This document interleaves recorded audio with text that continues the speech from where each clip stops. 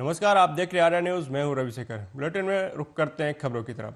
केंद्रीय मंत्री पीयूष गोयल ने कहा कि आज मैं धन्य हूं कि हमारी बहन साध्वी रितंभरा हमारे बीच हैं। उन्होंने मुझे राखी बांधकर आशीर्वाद दिया है। पीयूष गोयल ने कहा कि उन्होंने वास्तव में मुझे एक ऐसा सुरक्षा सूत्र दिया है जिसके माध्यम से मैं अपना काम अच्छी तरह से और ईमानदारी से कर सकूं। उन्होंने कहा कि एक प्रकार से ये राखी विशेष राखी है। मैं आज धन्य हूं कि हमारी बहन साध्वी रितंभरा जी हम सबके बीच है। उन्होंने मुझे आशीर्वाद दिया है, मुझे राखी बांधकर वास्तव में मेरे को एक ऐसा रक्षा सूत्र दिया है जिसमें मैं भी अपना काम अच्छी तरीके से कर सकूं, ईमानदारी से कर सकूं। एक प्रकार से ये राखी बड़ी विशेष रही। हमारी ब्रह्म कुमारी की बहनें आई, हमारे नेबरिंग कंट्रीज, आसपास के देशों से शरणार्थी होकर जो भारत आए हैं और जिनको सिटीजनशिप अमेंडमेंट एक्ट के तहत प्रधानमंत्री नरेंद्र मोदी जी, गृह मंत्री अमित शाह जी, रक्षा मंत्री राजनाथ सिंह जी, हमारे सभी वरिष्ठ नेताओं ने और जो राष्ट्रीय स्वयंसेवक संघ के हमारे सिद्धांत है उस पर चलते हुए इन सबको अब भारत में नागरिकता मिली है। उनके चेहरों पे जो खुशी थी, बच्चों का जो एक आनंद था, वो देख के वास्तव में मन मोहित हो गया। और अब बहन साध्वी रितंभरा जी के आशीर्वाद से वास्तव में मेरे लिए ये राखी जीवन की एक अद्भुत राखी रहेगी, यादगार राखी रहेगी। बहन साध्वी जी और मेरा रिश्ता वर्षों वर्षों का है। मैं एक छोटा प्रसंग बताना चाहूंगा। माननीय श्रद्धेय अटल बिहारी वाजपेयी जी ने आज से लगभग 30 वर्ष पहले, शायद ये 90s की बात है, अर्ली 90s की बात है, बिहार के मुजफ्फरपुर में कोलकाता, पुणे और मुजफ्फरपुर में हुए रेप और मर्डर के खिलाफ कॉमन कलेक्टिव कॉज के बैनर तले कैंडल मार्च निकाला गया, जिसमें काफ़ी संख्या में आम लोगों ने हिस्सा लिया और अपने गुस्से का इजहार किया। लोगों का कहना है कि इस तरह की हैवानियत और निर्मम हत्या हमारे भारत पर काला बदनुमा दाग की तरह है, जिसे हम भारत के लोग बर्दाश्त नहीं कर सकते। लोगों ने सरकार से ये मांग करते हुए कहा कि रेप मर्डर का जो भी केस आता है उसकी स्पीड ट्रायल चलाते हुए जो भी दोषी पाया जाता है उसके खिलाफ ऐसी सज़ा दी जाए कि अगली बार कोई किसी का रेप करना चाहे तो सज़ा के बारे में सोचकर उसके रोंगटे खड़े हो जाए।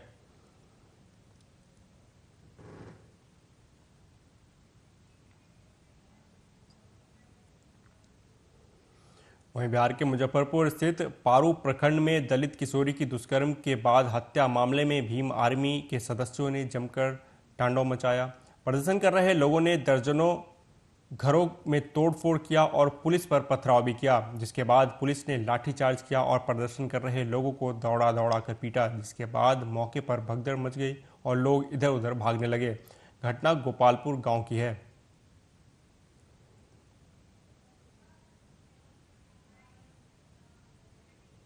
बिहार के गोपालगंज में शराब तस्कर का पीछा करने के दौरान पुलिस की गाड़ी डिवाइडर से टकरा गई, जिसमें एक पुलिसकर्मी की मौत हो गई, जबकि एक अवर निरीक्षक और 2 अन्य चौकीदार घायल हो गए।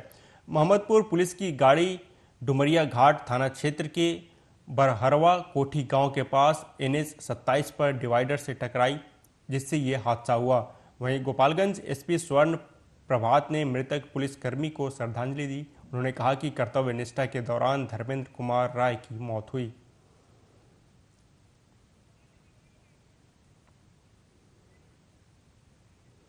बांग्लादेश में हिंदुओं के खिलाफ उत्पीड़न तथा पश्चिम बंगाल में महिला डॉक्टर के साथ हुई घटना के विरोध में पटना में महाराणा प्रताप भामाशाह संगठन के द्वारा कैंडल मार्च निकाला गया, जिसमें सैकड़ों की संख्या में लोग शामिल हुए।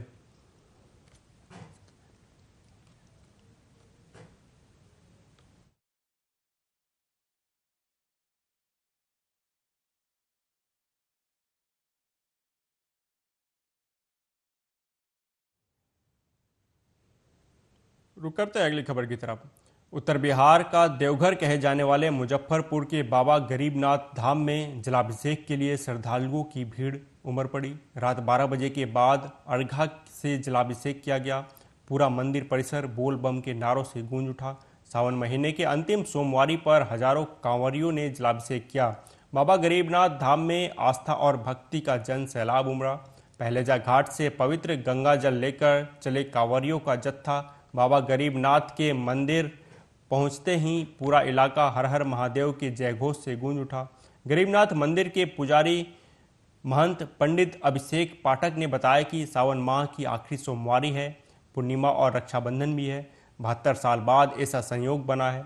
सावन माह में जल अर्पण करने से मोक्ष की प्राप्ति होती है। पांचों सोमवारी का अलग ही महत्व है। अभी से देखिए बहुत दिनों के बाद पांचवी सोमवारी सावन में पड़ा है, 5 सोमवारी और पूर्णिमा भी है, इसलिए थोड़ा सा श्रद्धालुओं की भीड़ ज्यादा है। और अभी से लेके 3 बजे तक के लोग अर्घा के माध्यम से चलना रहेगा। 3 से 4 1 घंटा के लिए बाबा का गर्भगृह खुलेगा, तो गर्भगृह में जाकर लोग दर्शन कर सकेंगे। 4 बजे के बाद सिर्फ दर्शन होगा, पूजन नहीं होगा। और बाबा का बर्फ का श्रृंगार होगा, जो हर मैंने पारंपरिक चला आ रहा है। इस परंपरा के अनुसार बर्फ का शिवलिंग का श्रृंगार होगा, बाबा बर्फानी का दर्शन होगा। उसके बाद रक्षाबंधन में लोग सबको बाबा का दर्शन करेंगे। सबकी मनोकामना यही है कि बाबा की कृपा हो, सबको बाबा की कृपा प्राप्त। भक्तों से क्या अपील करना चाहते हैं?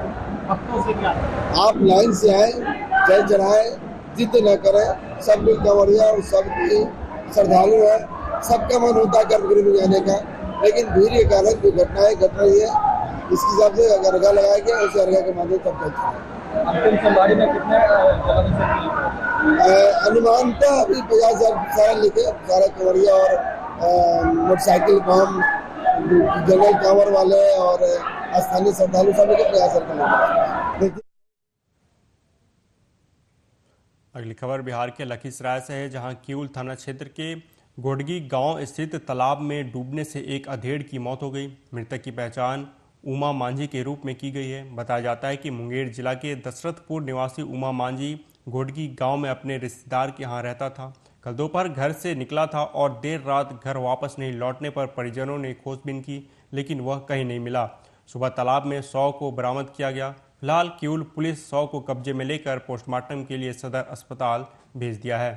अचानक डूब गया, कोई देख नहीं पाया। रात खाना खोजने के टाइम में से जब घर से खाना खोजने के में शाम खोजा, सोचे कहीं चल गया होगा, वाह करके घर से चल गया होगा अपना घर।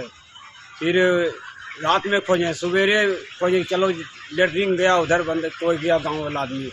उन्हें बोला कि एक बंदा नहीं कि आराम डूबा हुआ है, बल्कि चेक कर लीजिए किसका आदमी है। नहीं तो आया हमारा मुसारी टोल आया, तो हमको जानकारी हो गया कि लगता हमारे आदमी है।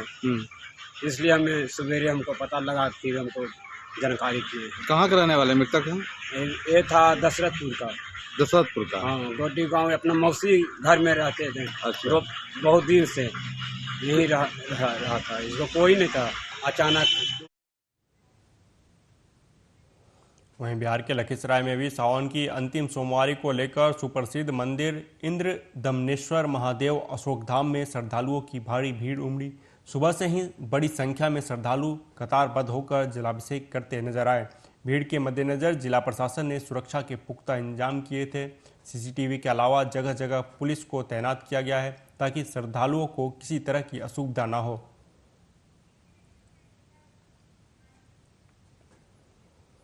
बक्सर में सिपाही भर्ती, सावन मास की अंतिम सोमवारी तथा रक्षाबंधन त्यौहार को लेकर चौकसी बरते जाने का दावा कर रही पुलिस को जिला मुख्यालय में ही खुली चुनौती मिली है। नगर थाना से महज चंद कदमों की दूरी पर स्थित पिपरपांती रोड में 2 पक्षों के बीच मामूली कहासुनी के बाद गोलियां चलने से दहशत का माहौल कायम हो गया। इस घटना के बाद पुलिस ने त्वरित कार्रवाई करते हुए आधा दर्जन लोगों को हिरासत में लिया है। साथ ही एक लाइसेंसी राइफल को भी जब्त किया है। मौके से पुलिस ने इस्तेमाल किए हुए कारतूस भी बरामद किए हैं।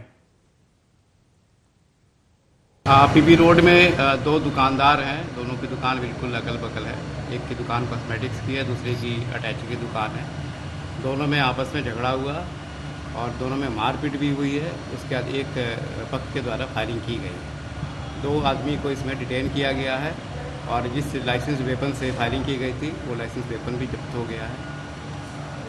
आगे कार्रवाई की जा रही है। इससे क्या लगता है सर? ये पानी गिराने को लेके बता रहे हैं कि विवाद को लेके आपस में लड़ाई हुई है। उसके बाद इसमें लाइसेंस वेपन से फायरिंग की है। वो लाइसेंस वेपन भी जिसके नाम से है, उसकी कुछ महीनों पहले ऐसी सूचना है कि उसकी मृत्यु हो चुकी है। बाबू छोड़ावे लोग गए लोग यहाँ के मार रहा है लोग, छोड़ाने गए लोग तो उल्टे मेरे बाबू पड़ गया लोग मारने।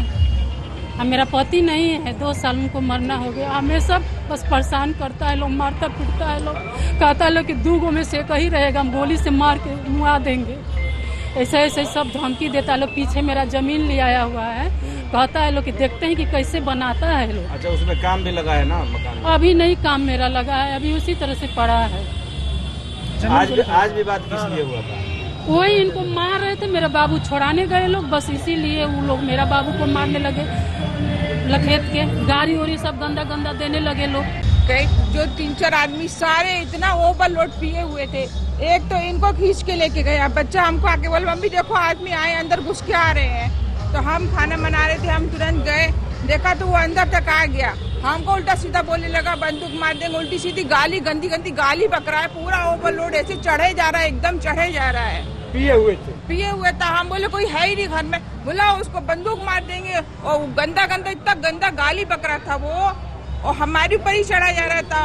हम उसको बोले कोई नहीं है यहाँ पे, है ही नहीं घर में, लेकिन फिर भी घुसे जा रहा है वो। फिर जब हम बोले बाहर चलिए, जब धक्का दिए उसको, जब बाहर गया तो देखो इनको खींच के और मारे जा रहा है। जब हम बोल रहे तो हमको उल्टा सीधा पक रहा है, गाली बक रहा है। कौन थे वो? वही सामने वाला था, वो लाल रंग की शर्ट पहने था। आपको पता नहीं क्योंकि हम बहु। अगली खबर उत्तर प्रदेश के बिजनौर से है, जहां डिलीवरी के बाद एक महिला की मौत हो गई, जिसके बाद परिजनों ने बिजनौर नजीबाबाद रोड पर सौ रखकर जाम लगा दिया और निजी अस्पताल पर गलत ट्रीटमेंट करने का आरोप लगाया। साथ ही अवैध निजी अस्पताल को लेकर लोगों ने स्वास्थ्य विभाग के खिलाफ विरोध प्रदर्शन किया। वहीं महिला की मौत के बाद हॉस्पिटल स्टाफ मौके से फरार है। सूचना मिलने के बाद पुलिस मौके पर पहुंची। मामला कोतवाली के बालाजी हॉस्पिटल का है। हमारी सारी एक्सपायर हो गई और हमने यहाँ 14 तारीख में एडमिट किया था। तो उस दिन से लड़की हुई। कौन से हॉस्पिटल में एडमिट की थी आपने? बालाजी। अब क्या हुआ? अभी एक्सपायर हो गई है। मतलब कल इनको दवाई, इनका थोड़ा बीपी हाई था, बीपी हाई की दवाई भी लगाई थी। उसके लिए पैसे भी एक्स्ट्रा लिए, हमने पैसे भी दिए और पहले पैसे ले लिए। उसके बाद में फिर भी दवाई ऐसी लगाई, उसके बाद में सब मतलब हो गया। और मैं अपनी बाइक को भर्ती करा था 14 तारीख में। कौन से हॉस्पिटल में भर्ती करा था? बालाजी में। इसमें ये हुआ, पहले तो इन्होंने बोला बीपी की हम दवाई लगाएंगे, बीपी बढ़ जाए। फिर उसके बाद ये भर्ती कर लिया, बोतल लगा दी। थोड़ी देर बाद 1-2 घंटे बाद आए और ऑपरेशन पे ले गए। इन्होंने ना कोई बीपी की दवाई लगाई ना कुछ लगाई। बोला तो यही बता रहे थे बस ऑपरेशन हो जाएगा, बीपी घट जाएगा। बाद में ब्लड की एक बोतल भी मंगाई मैंने, वो भी टाल मटोली कर दी, उसमें भी 2 दिन बाद लगाई और बीपी कम नहीं हुआ। फिर उसके बाद जब बच्चा हो गया तो वो मशीन में रखा गया, लड़की हुई थी। उसके बाद बोला इन्होंने कोई नहीं दवाई देंगे, बीपी घटता रहेगा। 4 दिन हो गए पर बीपी नहीं बढ़ा। कल सर में दर्द हुआ मेरी बाइक की, उन्होंने बोला हम मेरे सर में दर्द हो रहा। उन्होंने दवाई दी, दवाई देने के बाद उनके सर ऐसा हुआ जैसे सर फटता है और आँखों से दिखना बंद हो गया। उसके कारण मौत हुई। क्या डॉक्टर की लापरवाही नहीं? डॉक्टर को हमने 11 बजे से फोन करा था, शाम के 7 बज गए थे, पर डॉक्टर नहीं आई थी। अभी तक नहीं आने के बारे फोन पे ये बोलते था पहले पैसे जमा करो, मरीज को जब लेके जाइए। किसे मानते हैं दोषी आप? तो डॉक्टर साहब ही है। बढ़ते हैं अगली खबर की तरफ। रायबरेली में मॉडर्न रेल कोच कारखाना के आवासीय परिसर में चोरों ने टाइप 2 क्वार्टर के आधा दर्जन से अधिक कमरों में चोरी की घटना को अंजाम दिया। चोरों ने ताला तोड़कर नकदी समेत सामान पर हाथ साफ कर दिया। चोरी होने के बाद परिसर में हड़कंप मच गया। वहीं मॉडर्न रेलवे कोच कारखाने के सुरक्षा गार्ड पर सवाल उठाए जा रहे हैं। मामला लालगंज कोतवाली क्षेत्र के अंतर्गत मॉडर्न रेल कोच कारखाने के आवासीय परिसर का है।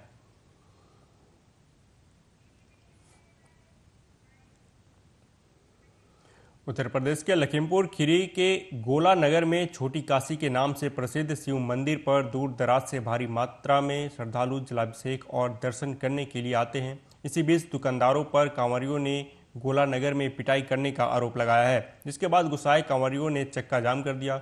सूचना पाकर मौके पर पहुंचे पुलिस विभाग के अधिकारियों ने कांवरियों को मनाने का प्रयास किया, लेकिन वो जिद पर अड़े रहे।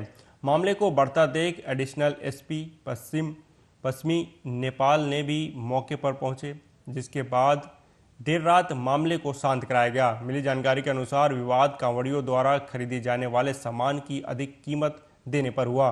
विवाद इतना बढ़ गया कि दर्जनों कांवड़ियों ने गोला नगर में लखीमपुर जाने वाला मार्ग जाम कर दिया। घंटों जाम रहने के बाद काफी समझाने के बाद मामले को शांत कराया जा सका। वर्ष भी मारा गया है, बार कांवड़िया यहाँ पे मारा है। अच्छा, ठीक है, 2 साल से हम देख रहे हैं, हम आते हैं 12 साल से यहाँ। ठीक है, बिल्कुल आए हैं यहाँ पे। तो मारा किसको गया है? मारा गया कांवड़िया।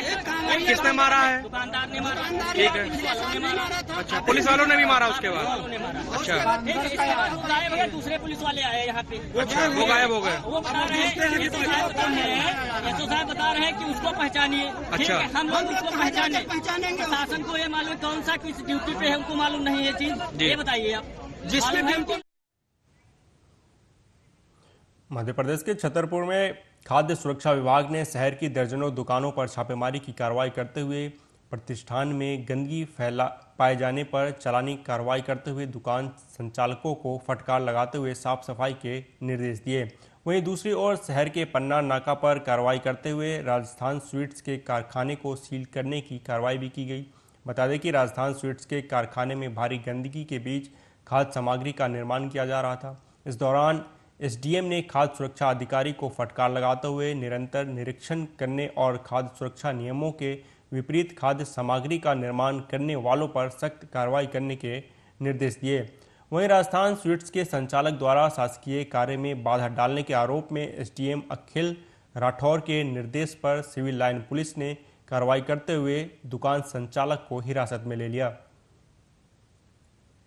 के सभी प्रमुख प्रतिष्ठानों पर आज मिठाई की दुकानों पर कार्रवाई की जा रही है, क्योंकि त्यौहार सर पर हैं और इस समय सबसे गंदगी एवं खराब सामान बेचने की संभावना रहती है। लगातार चेकिंग की जा रही है और तत्काल निर्देश दिए जा रहे हैं, जुर्माना किया जा रहा है कि अच्छा माल बेचें, अच्छे जनता को मिले।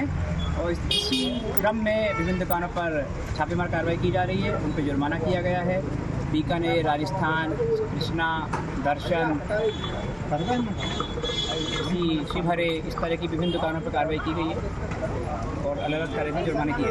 मतलब राजस्थान स्वीट में है क्या सील की गई है? राजस्थान मिष्ठान भंडार एक पन्ना रोड पर है, उसका कारखाना सील किया गया है, क्योंकि बेहद गंदगी थी और शासकीय कार्य में बाधा डाल रहे थे, इसलिए उस दुकान को सील किया गया है।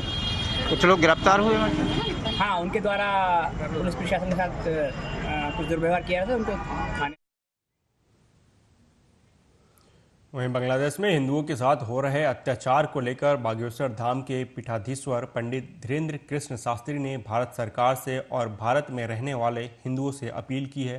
उन्होंने कहा कि हम धन्यवाद देते हैं कि भारत सरकार का, जिन्होंने बांग्लादेश से आने वाले हिंदुओं के लिए अपने द्वार खोले हैं, और हम निवेदन करते हैं कि जो भी हिंदू वहां अभी फंसे हुए हैं उनको भारत लाने की भारत सरकार द्वारा पहल की जानी चाहिए।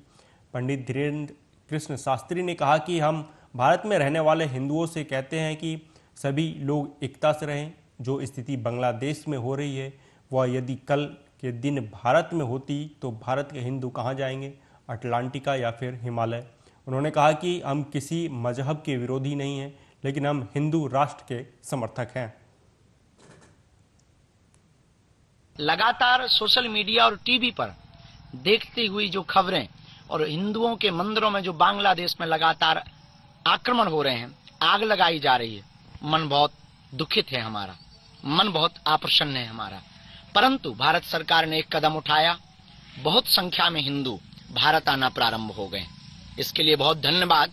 लेकिन हमारी प्रार्थना है भारत सरकार से, हम तो प्रार्थना कर सकते भारतीय नागरिक होने के नाते कि जितने भी हिंदू बांग्लादेश में फंसे हैं और जो भी आना चाहें उन्हें शरण भी दी जाए। एक और हमारी मांग है और विशेष अपील है, हिंदुओं से भी प्रार्थना है कि इस बात पर बहुत गौर करें, इस वीडियो को पूरा जरूर सुनें, और वो ये अपील है हमारी कि उनको विशेष अधिकार भी दिया जाए। चलो, बांग्लादेश के हिंदुओं की व्यवस्था तो हो जाएगी। हनुमान जी से हम प्रार्थना करेंगे, अर्जी भी लगाएंगे, सब कुछ करेंगे, अपनी निवेदन सामर्थ्यता जितनी है हम उतनी करेंगे। भारत सरकार उसके लिए दोनों हाथ खोल रही है, उसके लिए उनको धन्यवाद।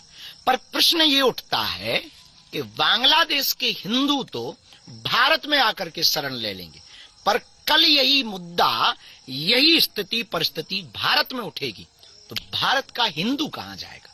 हिंद महासागर या अटलांटिका या फिर हिमालय जाएगा? लोग हमसे कहते थे कि आप हिंदू मुसलमान करते, और सच ये है कि हम हिंदू मुसलमान नहीं करते।